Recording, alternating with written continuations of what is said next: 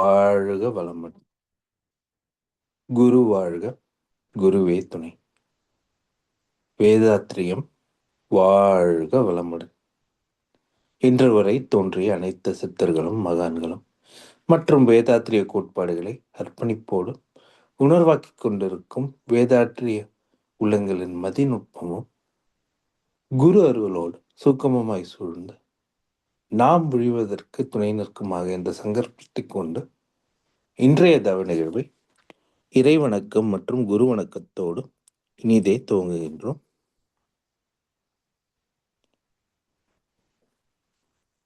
இறைவணக்கம் பாடும்.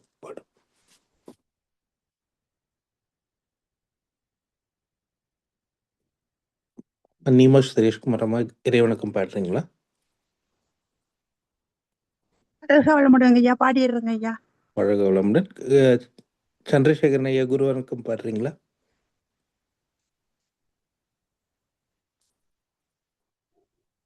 ஐயா வாழ்க வளமுடன். என்னங்க சொல்றீங்க? குரு வணக்கம் பாடும் வாய்ப்பு இருக்கா? பாடலாங்க ஐயா. இல்ல, என்னுடைய மிஸ்ஸஸும் பேராசிரியர் தாங்க ஐயா, அவங்கள பாட சொல்றேன். சரிங்க, சந்தோஷம். ஓகே, அப்புறம் திருவண்ணாமலை. தேங்க்யூ. வாழ்க வளமுடன். நீமாமா பாடுங்கம்மா. வாழ்க வளமுடன். வாழ்க வளமுடன். வாழ்க வையகம், வாழ்க வையகம், வாழ்க வளமுடன். குரு புகழ் வாழ்க, குருவே துணை. இறை வணக்கம்.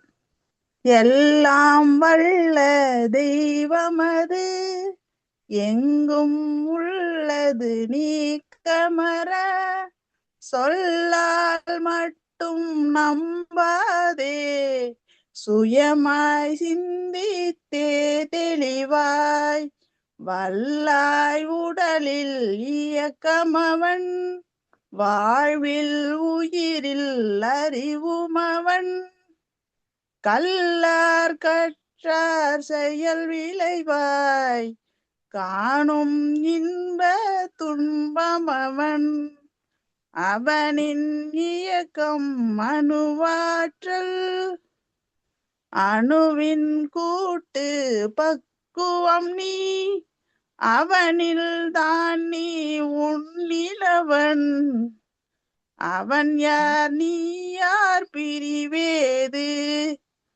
அவனை மறந்தால் நீ சிறியோன், அவனை அறிந்தால் நீ பெரியோன், அவன் நீ ஒன்றாய் அறிந்த இடம், அறிவு முழுமை அது முக்தி, அவன் நீ ஒன்றாய் அறிந்த இடம், அறிவு முழுமை அது முக்தி. நன்றிக்கிறோங்க ஐயா. வாழ்க வளமுடன்.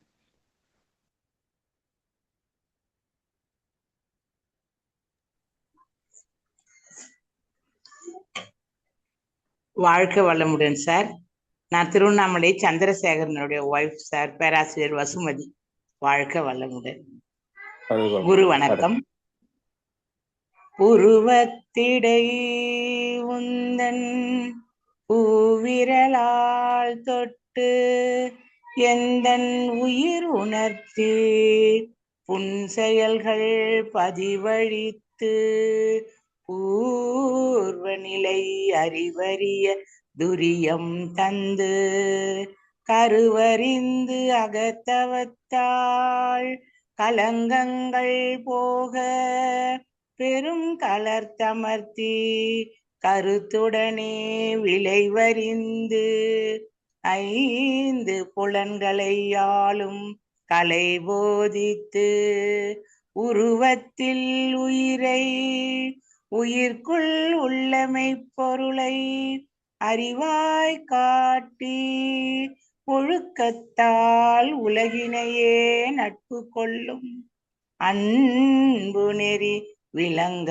வைத்து திருத்தமொடு காய கற்பம் சீர்கர்மயோகம் உடற்பயிற்சி தந்து சிந்தனையை உடல் நலத்தை சீரமைத்து உய்வித்த குருவே வாழ்க.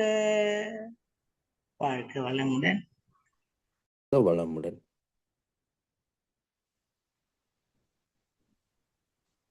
வாழ்க வையகம், வாழ்க வையகம், வாழ்க வளம். குரு வாழ்க, குருவே துணை. இன்றைய 9 மைய நவத்தினை மிகச்சிறந்த முறையில் வழிநடத்தி தந்த நம் ஞானாசிரியர் பேராசிரியர் அருள்நிதி ஸ்ரீராம் ஜெயபிரகாஷ் ஐயா அவர்களை வாழ்த்துவோம். அருட்பேராற்றல் கருணையினால் அருள்நிதி ஸ்ரீராம் ஜெயபிரகாஷ் ஐயா அவர்களும் அவர்தம் அன்பு குடும்பத்தினரும் உடல் நலம், நீல் ஆயுள், இறை செல்வம், உயர்ப்புகழ், மெய்ஞானம் ஓங்கி வாழ்க வளமுடன். ஐயா அவர்களின் அருட்தொண்டு, ஆன்மீக தொண்டு வாழ்க வளமுடன், வாழ்க வளமுடன், வாழ்க வளமுடன். நன்றிங்க. நன்றிகள் ஐயா. தொடர்ந்து ஞானமும் வாழும் பாடலுக்கு விளக்கம் அளிக்க மூத்த பேராசிரியர் பழனிசாமி வெளிச்சாமி ஐயா அவர்களை அன்புடன் அழைக்கின்றோம். வாழ்க வளமுடன் ஐயா. வாழ்க வளமுடன் ஐயா. வாழ்க வையகம், வாழ்க வையகம், வாழ்க வளமுடன். குரு வாழ்க, குருவே துணை. சான்றோர் பெருமக்களே, ஞானமும் வாழ்வும் கவிதை தொகுப்பின் தொடர் சிந்தனையில் இனி பிறவி இல்லை என்ற கருத்திலே திருவருள் தன்மை என்று இன்றைக்கு கவியுடைய தலைப்பு. அருள் அமுதம் பெற வேண்டி அகத்தவம் புரிந்தேன், அறிவதனில் 3 நிலை அற்புதம் உணர்ந்தேன், திருவருளாம் தெய்வ நிலை ஆதி வெளியாச்சு, தேர்ந்து கொண்டேன் அந்த திருவருளின் தன்மை, இரு நெறியாம் அறிவு அசைவு என்னும் மறைபொருளாய் இணையற்ற இப்பொருளே மெய்யும் உயிராக உருவ வழி கருவழி என்று 2 பிரிவாகி உலகங்கள் உயிர் வகைகள் மனிதனுமாய் கண்டேன். திருவருள் தன்மை. திரு என்றால் காந்தலைகள், அரூபமாக உள்ளிருக்கின்ற இறைநிலை. இப்போ திரு என்ற காந்தலைகள் அந்த காந்த களத்திற்கு மையமாக உள்ளடங்கி இருப்பது அரூபமாக உள்ளே அடங்கிய சுத்த வெளியின் ஒரு சிறு துகள்.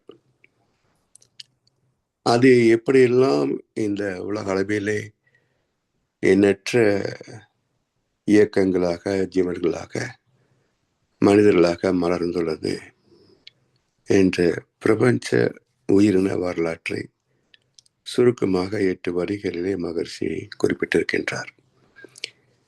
அருள் அமுதம் பெற வேண்டி அகத்தவம் புரிந்தேன். அமுதம் ஏதோ சாகாவரம் தரக்கூடியது என்று பொதுவாக சொல்லுவார்கள். அதாவது அம்ரித் என்ற சொல், அமிர்தம் என்பது தமிழ் சொல். அமுதம் அல்லது அம்ரித் என்று சொல்கின்ற போது மிருத்யு என்றால் முடிவு, இறப்பு. அம்ரித் என்றால் முடிவில்லாதது, இறப்பு இல்லாதது அர்த்தம். அப்போ இறப்பு இல்லாத ஒன்று எது என்றால் அது உணவோ பொருளோ அல்ல, அது ஒரு பயிற்சி, காய்கல்ப பயிற்சி. எனவே தொடர்ந்து இந்த நில உலகில் ஈத்தரேரியன் என்று சொல்வார்கள் இந்த இயற்கை மருத்துவத்துறையில. ஈத்தரேரியன் என்றால் ஆற்றலை மட்டுமே பயன்கொள்வது, நேரடியாக ஜீவகாந்தத்தை வான்காந்தத்தை பயன்படுத்தக்கூடிய பக்குவமான ஜீவ சமாதி தான் அந்த நிலை. ஏன்னா சுவாசம் கூட அதில் இருக்காது. கழுத்துக்கு கீழே உடலின் எந்த உறுப்பும் இயக்கம் இருக்காது. அப்போ கழுத்துக்கு மேலே கண்டத்தில் நிறைத்தவன் அண்டத்தும் பிண்டத்தும் அவனையே காண்கின்றான். இதுதான் கருமாறி தத்துவமாக பக்தி மார்க்கத்தில் சொல்லப்படும். அப்ப பிரபஞ்சத்தோடு தன்னை இணைத்து விட்ட நிலை, திரும்ப வராத நிலை, அதுதான் மரணமில்லாத பெருவாழ்வு. அப்படி அருள் அமுதம் பெற வேண்டி அகத்தவம் புரிந்தேன். அது எப்படி பெற முடியும்?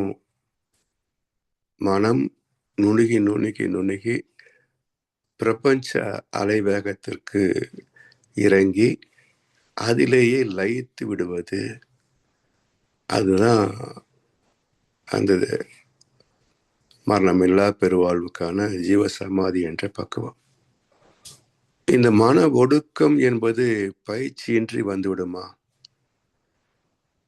இது மன விரிவு என்பதற்கு எதிர் பயிற்சி. இது இயல்பில் பிரத்யாகார, மன விரிவுதான் இயல்பே.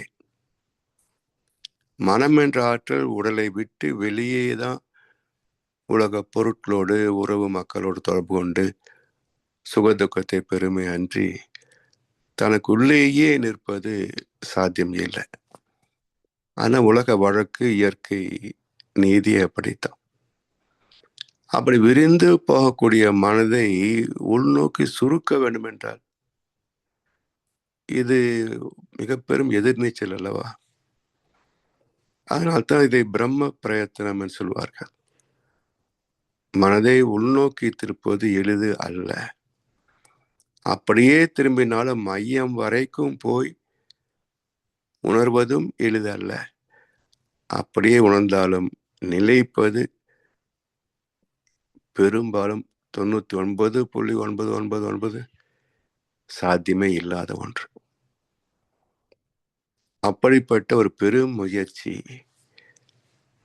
தவத்தின் மூலமாக சிறிது சிறிதாக பக்குவம் ஆகி ஆகி ஆகி ஒரு கட்டத்தில் அந்த அசைவில்லாத நிலையை எட்டுவது.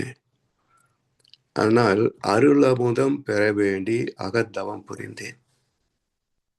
அறிவதனில் 3 நிலை அற்புதம் உணர்ந்தேன்.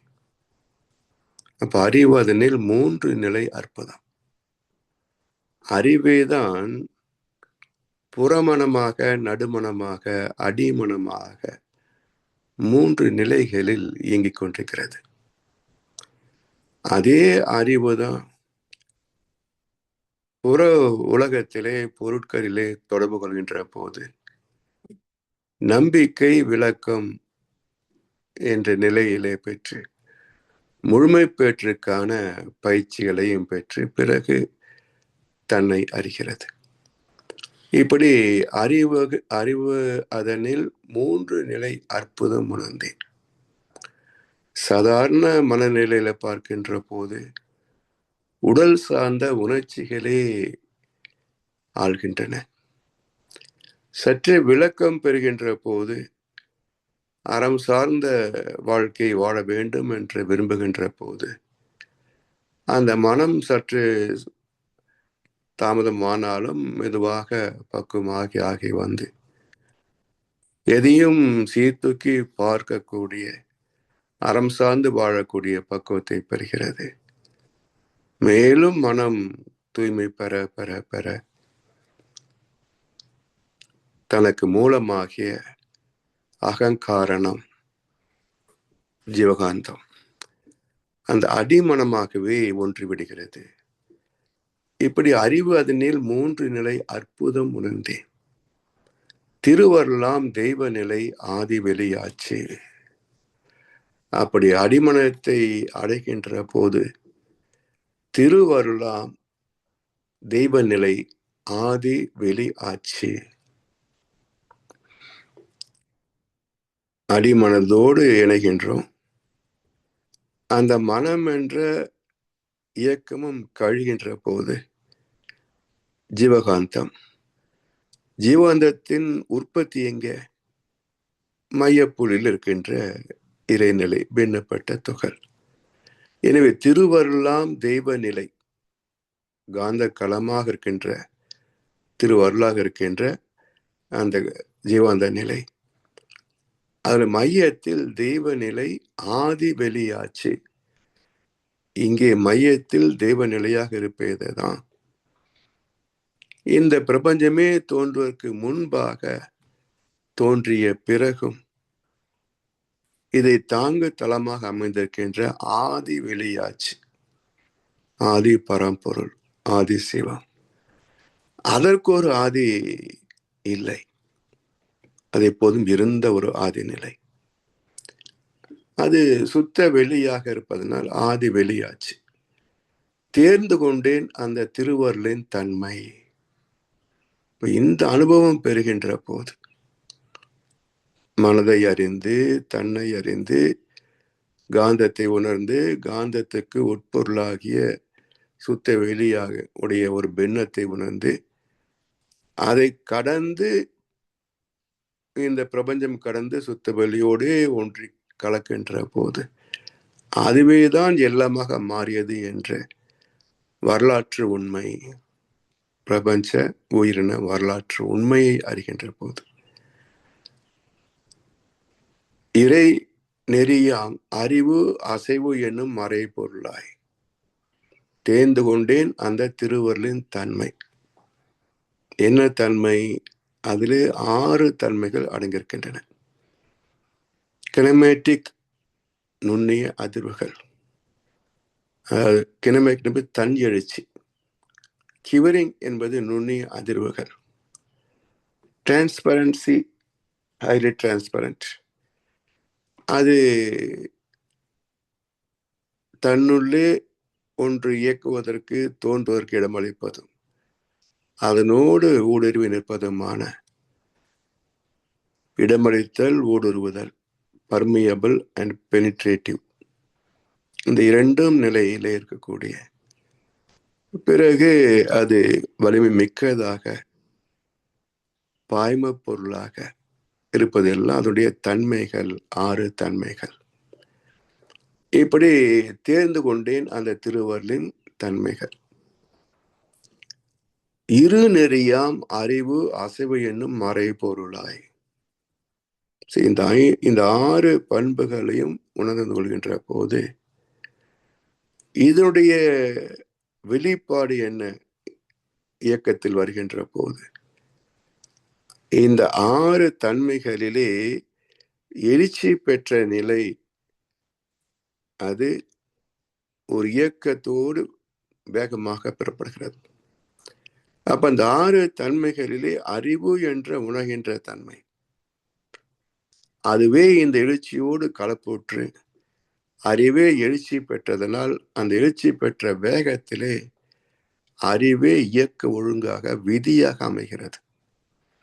அதனால் வேகத்தோடு விதி இணைந்தே இருக்கும், விதியோடு வேகம் கலந்தே இருக்கும், 2ஐயும் பிரிக்கவே முடியாது. எனவே இரு நெறியாம் அறிவு அசைவு எனும் மறை பொருளாய். சரி, அறிவும் இருக்கு, அசைவும் இருக்கு, புலன்களுக்கோ கண்களுக்கோ எட்டுதா? எட்டுவது இல்லையே. அப்ப இந்த பிரபஞ்சத்தில் புலன்களுக்கு மட்டுமல்ல, நுண்ணிய கருவிகளுக்கே எட்டாதது இல்லையா வான்காந்தம் அல்லது இறைத்துகள் நிலை. எனவே இணையற்ற இப்பொருளே உயிராக, மெய்யும் உயிராக உருவ வழி கருவழி என்று 2 பிரிவாகி, உருவ வழி கருவழி என்று 2 பிரிவாகி, இதுல ஒரு பிறப்பு என்பதே ஒன்று உருவ வழி தாய் தந்தை வழியாக, இன்னொன்று அகால மரணத்தில் போன ஆத்மா இன்னொரு உடலை பயன்படுத்திக் கொள்கிறது இல்லையா? அப்படியும் எடுத்துக்கலாம். உடல் வழி கருவழி, உடல் சேர்க்கை இருந்தாலும் அதுல ஏற்படக்கூடிய காந்த தன்மாற்றம், அப்போ இந்த ஆத்மாவின் பதிவுகள் அத்தனையும் சுமந்து கொண்டு ஒரு உயிர் துகளிலே அது பயணித்து ஒரு கருப்பையை அடைந்து கருவாகிறது இல்லையா?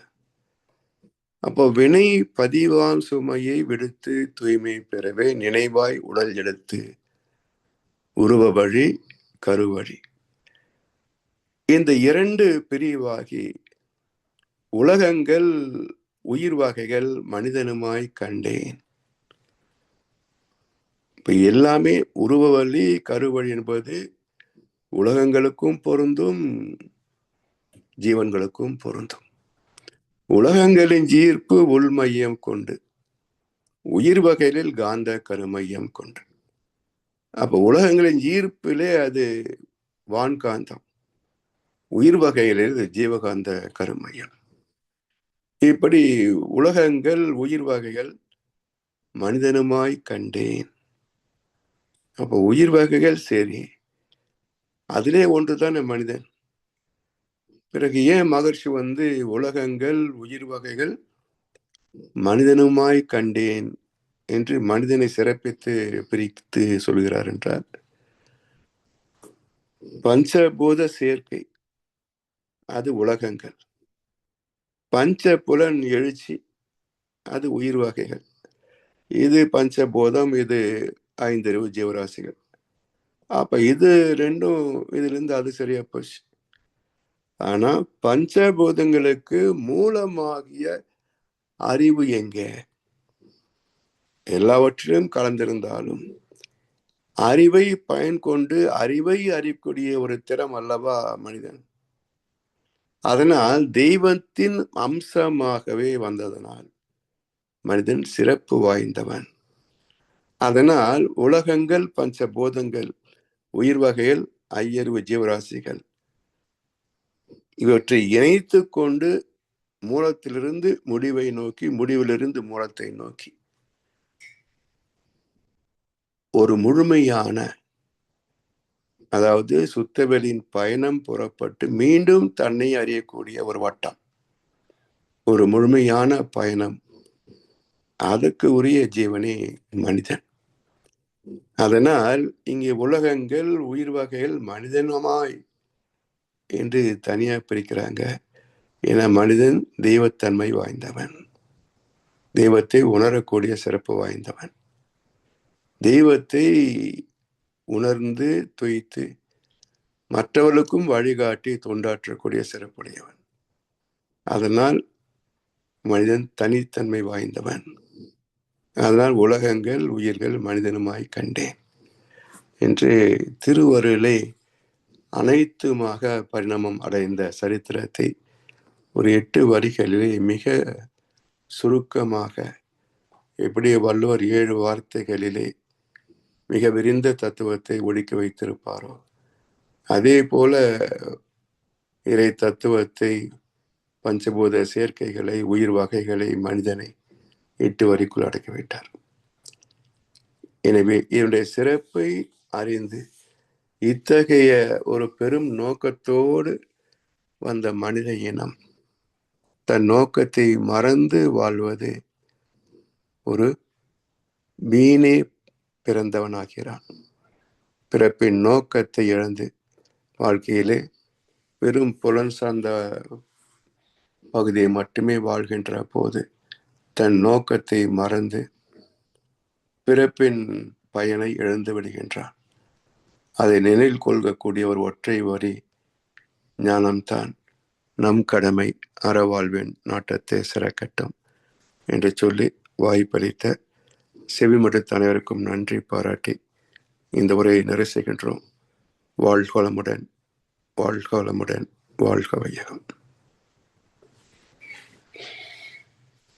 வாழ்க வளமுடன் ஐயா. வாழ்க வளமுடன் ஐயா. நன்றிகள்.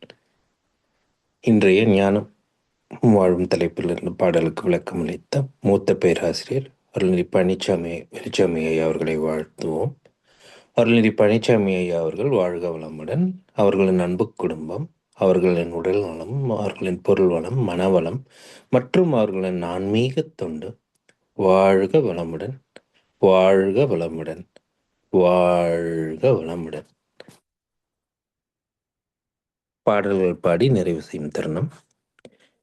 வேதாத்திரிய பாடல் பாட அருள்நிதி ஜமுனா ராணி அம்மா அவர்களையும், பிரம்மஞான கவி பாட அருள்நிதி சாந்தி கண்ணன் அம்மா அவர்களும், உலக நல வாழ்த்து பாட அருள்நிதி சூர்யா ஜெயமணி அம்மா அவர்களையும் அன்புடன் அழைக்கின்றோம். வாழ்க வளமுடன்.